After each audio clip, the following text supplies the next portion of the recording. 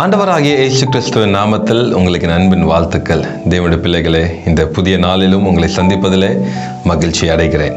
கர்த்தர் நல்லவர், அவருடைய கிருபை என்றும் உள்ளது. இந்த நாட்களிலே அநேகருக்கு ஒரு பெரிய கேள்வி, நான் செய்கின்ற ஜெபம் அது கேட்கப்படுகிறதா? ஜெபத்துக்கு உண்மையாகவே பதில் இருக்கிறதா? இல்லை சும்மா பெயருக்கு தான் ஒரு நாளும் நாம் ஜெபித்து கொண்டிருக்கிறோமா என்று அநேகருக்கு ஒரு சந்தேகம். தேவனுடைய பிள்ளைகளே, நம்முடைய தேவன் நம் ஜெபத்தை கேட்கிறவர். ஹல்லேலூயா. நாம் கூப்பிடும் பொழுதெல்லாம் அவர் நமக்கு மறு உத்தரவை அருளச் செய்கிற தேவனாய் இருக்கிறார். நாம் ஆராதனை செய்கிற தேவன் ஏதோ ஒரு கல்லோ ஒரு மரமோ அப்படியாப்பட்ட ஒரு தேவன் அல்ல. அவர் ஜீவனுள்ள தேவன்.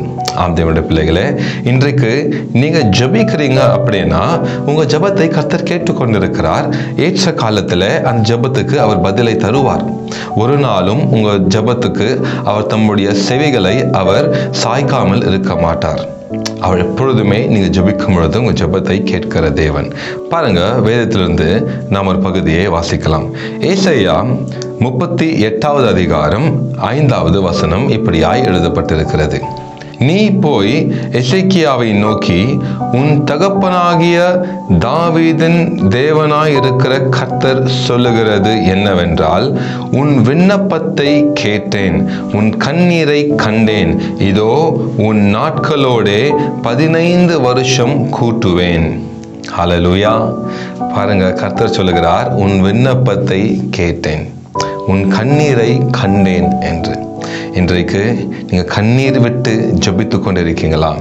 இல்லை ஒவ்வொரு நாளும் ஏதோ ஒரு காரியத்துக்காக நீங்க கர்த்தரிடத்தில் வேண்டுதலை செய்து கொண்டிருக்கீங்களா? தேவனுடைய பிள்ளைகளே, கர்த்தர் சொல்கிறார், உன் கண்ணீரை நான் கண்டேன், உன் விண்ணப்பத்தை நான் கேட்டேன். தேவனுடைய பிள்ளைகளே, கர்த்தருடைய சமூகத்திலே நீங்க வடிக்கின்ற கண்ணீர் ஒரு நாளும் வீணாய் போவது இல்லை. அவர் அதை பார்த்து கொண்டிருக்கிறார். ஏன் தெரியுமா? அவர் மனதுருகுகிற தேவன். தம்முடைய பிள்ளைகள் அழும் பொழுது அந்த ஜெபத்துக்கு உடனே கர்த்தர் பதிலை கொடுப்பார். தேவனுடைய பிள்ளைகளை, இன்றைக்கு உங்க ஜெபத்தை அவர் கேட்டுக்கொண்டிருக்கிறார். பாருங்க, இந்த வேத பகுதியை நாம் வாசிக்கிறோம். எசேக்கியா ராஜாவுக்கு கர்த்தர் சொல்லுகிறார், நீ உடனே உன் வீட்டின் காரியங்கள் எல்லாம் நீ ஒழுங்கு செய், ஏனென்றால் நீ சீக்கிரமாய் மரிக்க போகிறாய் என்று. இது கர்த்தர் சொன்ன ஒரு வார்த்தை. ஏசாயா தீர்க்கதரிசியின் மூலமாய் கர்த்தர் சொன்ன ஒரு வார்த்தை. உடனே எசேக்கியா ராஜா என்ன செய்கிறார் என்றால், அவர் ஜெபிக்கிறார். கர்த்தரை நோக்கி பார்த்து அழுது ஜெபிக்கிறார். அப்ப அந்த அழுது ஜெபிக்கும் பொழுது கர்த்தர் உடனே அந்த ஜெபத்தை கேட்கிறார். எஸ், அட் தட் மூமெண்ட் அந்த ஜெபிக்கிற அந்த மாத்திரமே கர்த்தர் ஜெபத்தை கேட்டு உடனே சொல்லுகிறார், இந்த ஏசாயா தீர்க்கதரிசியினிடத்துல நீ போய் சொல்லு, அந்த ஏசேக்கியா ராஜா கிட்ட போய் சொல்லு, உன் கண்ணீரை நான் கண்டேன் என்று சொல்லு, உன் விண்ணப்பத்தை நான் கேட்டேன் என்று சொல்லு என்று கர்த்தர் சொல்லுகிறார்.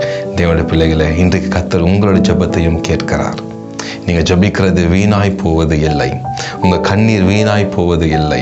கர்த்தர் உங்க ஜெபத்தை கேட்டு நிச்சயமாய் நீங்க செய்து கொண்டிருக்கிற ஜெபத்துக்கு கர்த்தர் பதிலை தருவார்.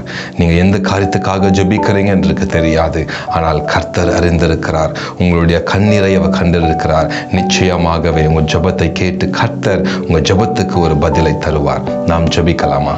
அன்பின் தகப்பனே, இந்த காலை வேளைக்காகவும் நன்றியோடு கூட ஸ்தோத்திரிக்கிறோம், துதிக்கிறோம். அப்பா தகப்பனே, நீர் ஜெபத்தை கேட்கிறவர். அப்படியாய் இந்த நாளிலும் தகப்பனே என்னோடு கூட சேர்ந்து இணைந்து ஜெபித்துக் கொண்டிருக்கிற பிள்ளைகளுடைய ஜெபத்தினை கேட்பீராக, பதிலை தருவீராக, அற்புதங்களை செய்வீராக. நீர் அப்படியா செய்ய போவதற்காக நன்றி நன்றி நன்றி. இயேசுவின் மூலமாக ஜெபிக்கிறோம் எங்கள் ஜீவனுள்ள நல்ல தகப்பனே. ஆமேன் ஆமேன் ஆமேன்.